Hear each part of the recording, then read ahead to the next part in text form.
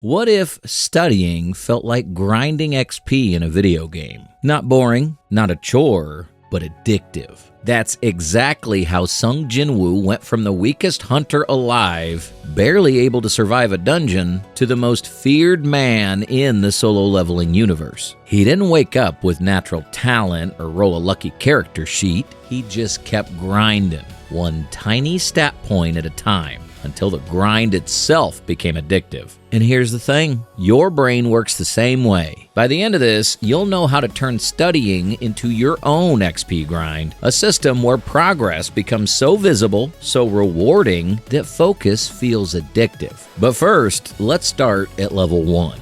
Every hero starts with trash stats. Sung Jin-Woo, he was basically the tutorial character, too weak to matter. And yet, he's the perfect example of how growth really starts. Think about the last time you sat down to study. You open your notes. 5 minutes later, you're scrolling TikTok. Why? Because your brain hates starting at zero. Zero feels useless. Zero feels like failure before you've even begun. Psychologists at University College London found it takes an average of 66 days to build a habit into your brain's autopilot. That means your first week, brutal. Your brain is still fighting back. But here's the secret. Small, consistent actions, even laughably tiny, rewire your system faster than you think. That's why Jin-Woo didn't start with boss raids. He started with the same kind of training that looked pathetic compared to other hunters swinging swords and blasting magic. But each rep was stacking XP in the background. Solo leveling, episodes 2 and 3.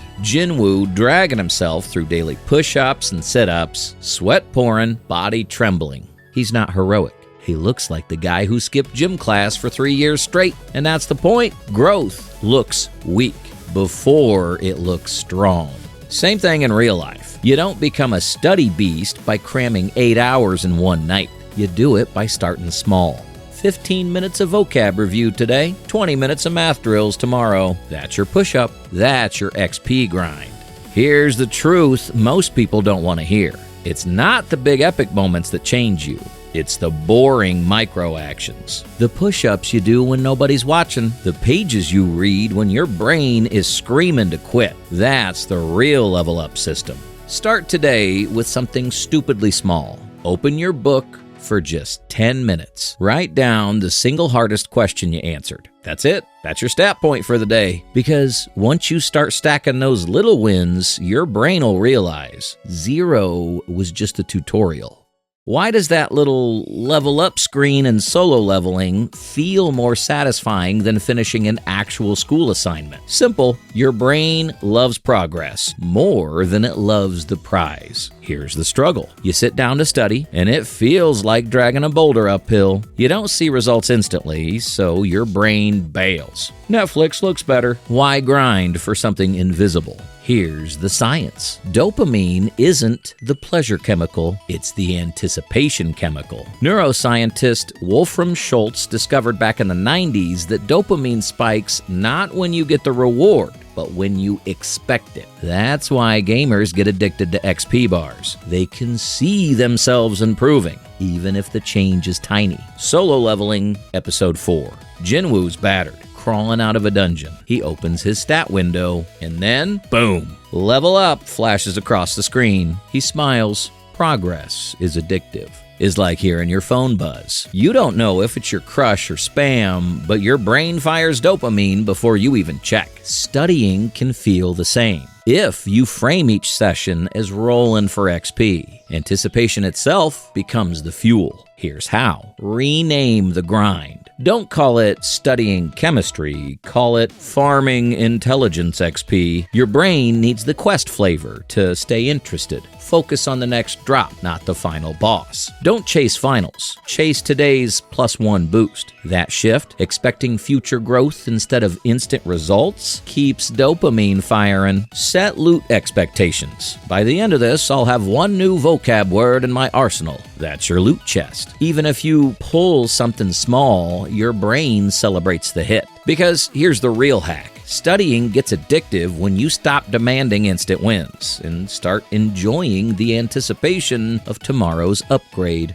Talent is overrated. Harsh? Maybe. True? Absolutely. Think about school. You've probably met that kid who just gets it without even trying. They ace the test. You're still trying to figure out which chapter you were supposed to read, and you wonder, why even bother? If you're not naturally smart, what's the point? But research shows grit, sticking it out, is a way better predictor of success than talent. And guess what? That's basically stoicism in action. Marcus Aurelius didn't say, be born gifted. He said, waste no more time arguing what a good man should be. Be one. Translation, stop waiting for talent. Start repeating the work. Look at Jin-Woo. Before the system, he wasn't special. He wasn't born with berserker strength or flashy magic. He was literally known as the world's weakest hunter. But after the system, he grinded harder than anyone. Dungeon after dungeon, injury after injury. His progress wasn't glamorous. It was repetitive, painful, boring even, but repetition forged him into the strongest. Same in real life. The kid who studies vocab for 15 minutes every day will eventually crush the kid who crams for 5 hours once a month. Repetition is a force multiplier. Every study session isn't just homework. It's a vote for who you are. One vote doesn't win the election, but thousands do. Here's your move. Show up daily. Doesn't matter if it's 5 minutes or 50. Repetition is the real magic system. Detach from talent. Your only scoreboard is consistency. Keep stacking reps until effort itself becomes your superpower. Because in the end, you don't need to be gifted. You just need to be relentless. And that's how the weakest hunter and you become dangerous. Jin-Woo didn't keep grinding because it was fun. He kept grinding because he could see himself transforming. Most students quit because effort feels invisible. You can spend hours buried in a textbook and the mirror shows you the same tired face. No visible change equals no belief. And when you don't believe, you stop. That's where identity proof comes in. Psychologists call this self-perception theory. You build your identity by observing your own actions. In other words, you don't become a studious person by wishing for it. You become one by seeing undeniable evidence of study piling up around you. Solo Leveling, Episode 5. Jin-Woo opens his stat screen after a dungeon run. His hands are trembling. His body's still sore, but his strength stat ticks upward. For the first time, he says to himself, I'm not weak anymore. Real life works the same. Gym selfies, finished notebooks, flashcard piles. These are your receipts. And unlike Amazon receipts, these don't remind you of bad life choices. They prove you're leveling up, even when you don't feel it. Without proof, your brain gaslights you. This isn't working. You're not smarter. But with proof, with a pile of completed quests staring back at you, that voice shuts up. The evidence rewires your story. You're no longer trying to study. You are the type of person who studies. Here's how to build identity proof. Leave evidence. Don't erase solved problems. Stack them. Don't toss flashcards. Pile them. Let the receipts of your effort surround you. Compare snapshots. Once a week, look back at what you built. A full notebook, a clean streak of reviewed lessons. This is your stat screen. Name the identity. Don't say, I studied today. Say, I'm the kind of person who doesn't miss quests. Because once you start proving to yourself that you're leveling up, you stop studying for grades or fear. You study because it's who you are now. Jin-Woo didn't grind for glory. He grinded because he never wanted to feel weak again. Think about the most humiliating failure of your life. The exam you bombed, the presentation where your brain went blank. That moment carved a scar in your memory. And whether you realize it or not, part of you still whispers, never again. That whisper is powerful. Psychologists call this loss aversion. The idea that humans fight harder to avoid pain than to chase pleasure. Jin-Woo wasn't addicted to strength. He was addicted to running from weakness. That fear became his obsession. An obsession is the fuel that makes ordinary consistency turn into unstoppable grit.